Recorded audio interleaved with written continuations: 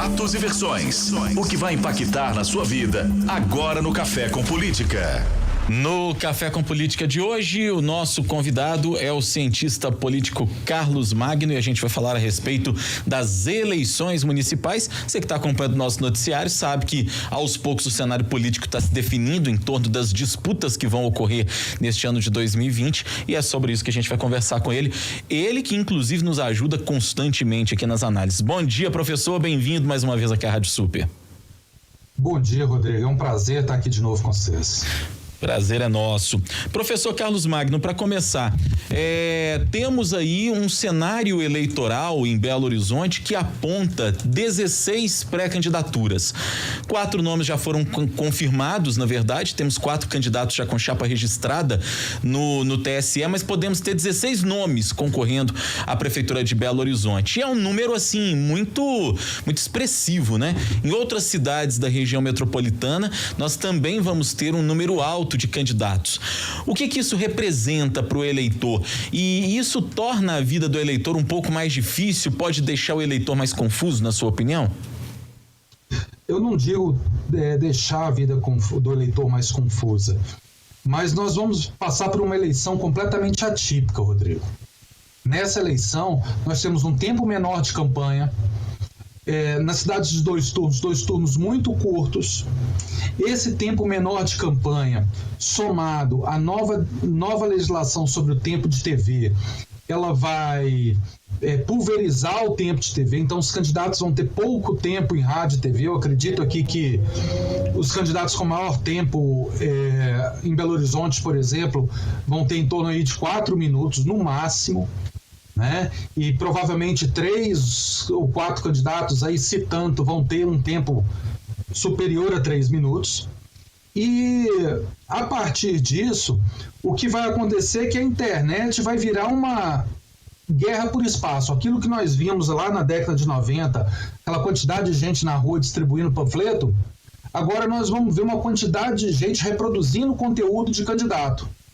Então vai ser uma overdose de propaganda política em rede social, em aplicativo de comunicação, por e-mail, uma série de outros mecanismos que vão acabar fazendo com que o eleitor possa se distanciar desse processo. Porque, afinal de contas, é muito desagradável a gente estar com esse tipo de propaganda o tempo todo, né? Esse cenário atual é muito diferente do cenário que nós vivenciamos na eleição a presidente, em que as redes sociais desempenharam um papel decisivo. Agora, elas podem, elas não creio que elas consigam desempenhar o mesmo papel. O candidato que quiser trabalhar com rede social, por exemplo, ele terá que fazer um trabalho inovador, vai precisar de uma assessoria, vai precisar de fazer isso de forma muito profissional, porque se não fizer, ele não vai ter sucesso não, ele vai cair naquele monte de lixo visual. E tem as regras também, né, Carlos? Porque os candidatos precisam estar atentos a essas regras e por isso essa assessoria, todo esse trabalho de um profissional que entenda das redes sociais, também das regras eleitorais, ele é tão importante para que o candidato não seja prejudicado ou seja punido, inclusive, por uma questão que pode parecer boba, inclusive, né? Exatamente. A legislação está muito mais restritiva em relação ao que foi na eleição presidencial. E nesse aspecto, várias práticas que podem parecer inofensivas, hoje, elas são impedidas pela legislação. Então, é importante que o candidato, antes de entrar nesse tipo de disputa, ele se informe disso, né? Digamos aí hoje que o candidato pode ser punido por conta de um amigo dele que impulsionou financeiramente um conteúdo ou uma propaganda dele lá. Então é preciso ter muita tranquilidade e muito cuidado com o tratamento desse tipo de campanha. A gente está conversando com o cientista político Carlos Magno sobre as eleições municipais deste ano e eu queria, professor, falar um pouquinho especificamente sobre a eleição em Belo Horizonte. Nós temos um tabuleiro político muito interessante, com duas candidaturas que hoje, do ponto de vista das alianças que estão formando, despontam, pelo menos neste primeiro momento. A gente tem que ver se as pesquisas vão mostrar isso também, evidentemente. Nós estamos falando do prefeito Alexandre Calil, do PSD, que tem um arco de partidos que está apoiando, o atual prefeito tem o conhecimento da máquina pública, e o deputado João Vitor Xavier do Cidadania, que é outro que também, inclusive, tem um arco de partidos que o apoia, que inclusive o fará ter mais tempo de TV do que até mesmo o prefeito Alexandre Calil. E depois, correndo mais por fora, digamos assim, temos outros vários e muitos nomes. Você acredita que vão ser esses dois realmente que vão polarizar o debate político, ou essa coisa da eleição e do tempo de TV e de rádio que esses dois vão ter, hoje já não significa tanta coisa assim? Rodrigo, essa questão ela é muito importante para o momento em que nós estamos vivendo hoje. Os dois candidatos, eles estão à frente da pesquisa porque são os dois candidatos que têm exposição diária na televisão. E no rádio também, né? Eles estão presentes nos jornais impressos.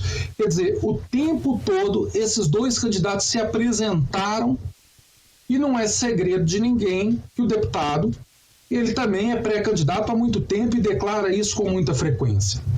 Então, o que nós temos hoje ainda nas pesquisas é uma espécie de share do candidato, quer dizer, o quanto ele é conhecido. E nesse aspecto os dois levam muita vantagem. E por que isso? Porque são dois candidatos que vão disputar numa eleição com a campanha muito curta, com um acesso à informação, embora amplo por parte do eleitor, vai estar muito disputado com essa quantidade de candidatura.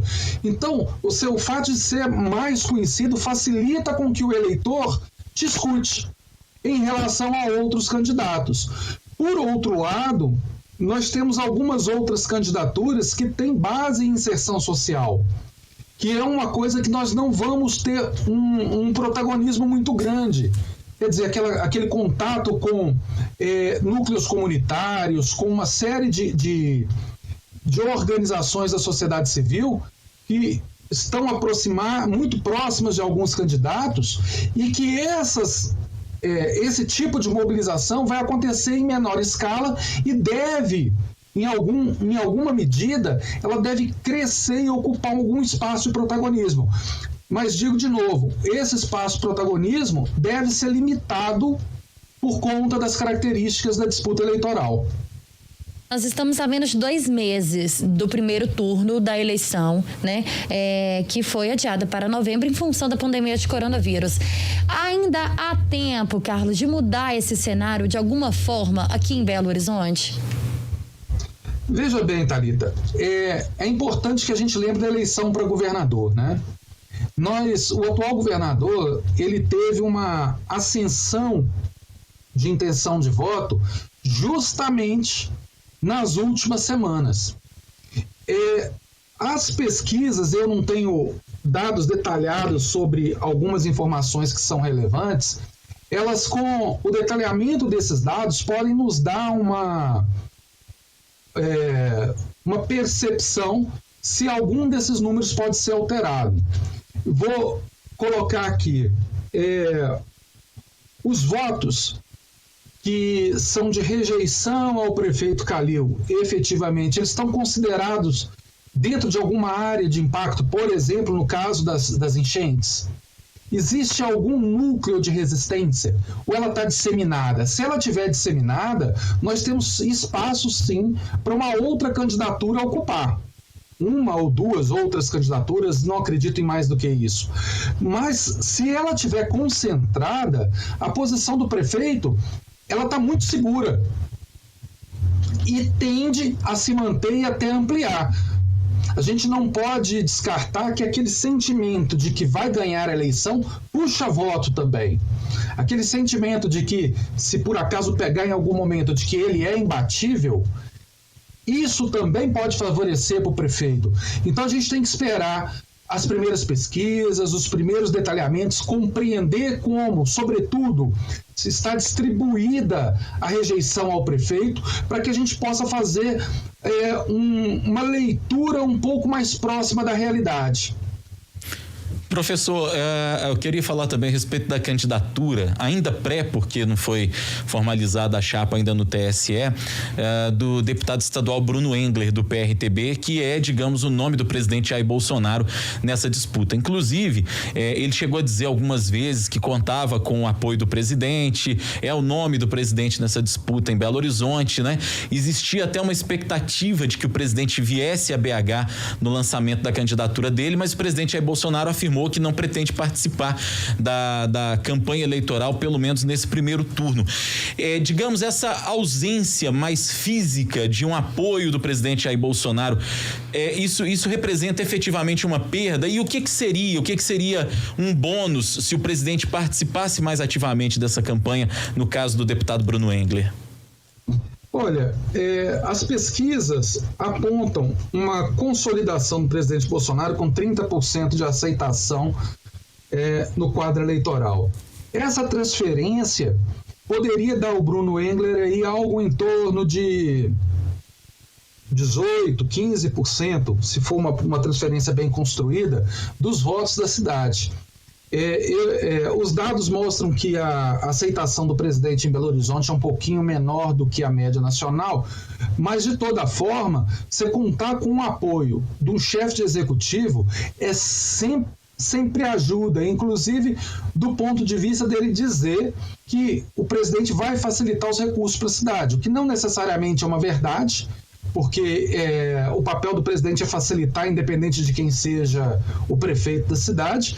Mas, de toda forma, esse tipo de discurso ainda é utilizado com muita frequência em campanha eleitoral municipal. Hora do bate-pronto. No Café com Política, hora do bate-pronto. São perguntas objetivas, respostas igualmente objetivas, aquele ping-pong que o senhor já conhece, tá combinado, professor? Combinado. Para começar, então, eleição digital. Um desafio para todos nós. Rede social, vantagem ou desvantagem? Depende do uso. Se for bem usada e profissionalmente usada, é uma vantagem. Se for usada como você usa pessoalmente, é uma desvantagem. Política e pandemia. É uma relação difícil. A pandemia comprometeu definitivamente o debate para essa eleição municipal. Grande número de candidaturas a prefeito, um eleitor mais confuso? Um eleitor que acaba de ser empurrado pela imagem que ele tem dos candidatos que ele já conhece e dificulta que ele conheça as propostas para a cidade. Eleitores mais ou menos conscientes? Sempre mais, Thalita. Eu acho que a democracia ela vem dando os seus passos. É um processo lento, nós ainda somos jovens, estamos aprendendo a fazer, mas temos melhorado, sim. Segundo turno em BH? Ainda é cedo. Professor Carlos Magno, cientista político, nos auxiliando a entender melhor esse tabuleiro de xadrez das eleições municipais. Foi nosso convidado de hoje. A gente já ouviu muito ator político, estava faltando uma análise para nos ajudar a embasar aqui, inclusive os nossos pensamentos, e certamente o ouvinte estava sentindo falta disso também. Sempre bom tê-lo com a gente. Muito obrigado pelo bate-papo, pela entrevista. Sempre ótimo tê-lo com a gente aqui, viu, professor? É um prazer, Rodrigo, Thalita. Eu agradeço o convite. Estou sempre à disposição de vocês. Obrigada, Carlos Magno, pela entrevista.